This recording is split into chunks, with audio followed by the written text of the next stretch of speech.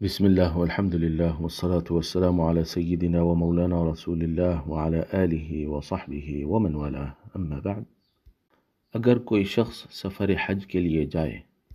اور مکہ، مینا وغیرہ علاقوں کو ملا کر 15 دن سے زیادہ اس کا قیام ہو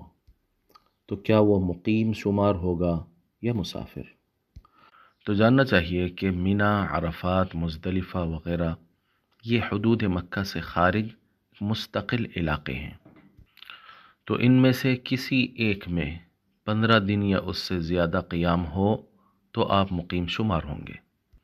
یعنی مثلا اگر کوئی شخص مکہ المکرمہ پہنچ جائے اور مینا جانے سے پہلے مکہ میں اس کا قیام 15 دن یا اس سے زیادہ ہو تو وہ مقیم شمار ہوگا،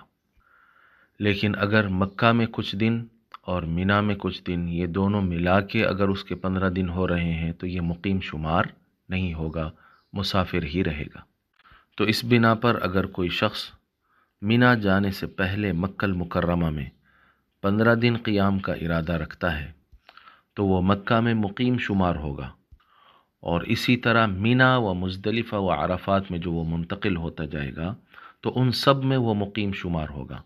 کیونکہ مکہ سے مینا وغیرہ کے جو علاقے ہیں وہ سفر کی اتنی مسافت والے علاقے نہیں ہیں، اور ان سب میں نماز میں وہ قصر نہیں کرے گا، اور اگر قربانی کی استطاعت رکھنے والا ہو تو اس پر عید کی قربانی بھی واجب ہوگی۔ لیکن اگر مکہ المکرمہ میں 15 دن سے کم کے قیام کا ارادہ ہو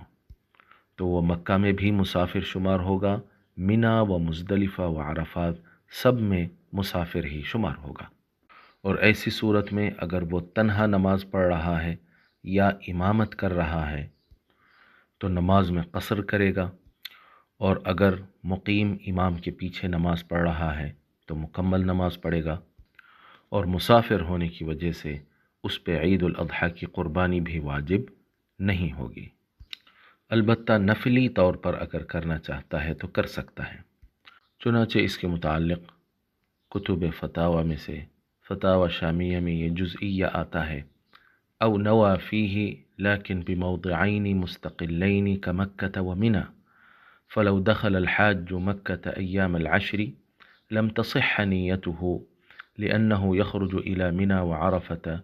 فصار كنية الإقامة في غير موضعها وبعد عوده من منى تصح۔ اسی طرح بدائع الصنائع میں آتا ہے: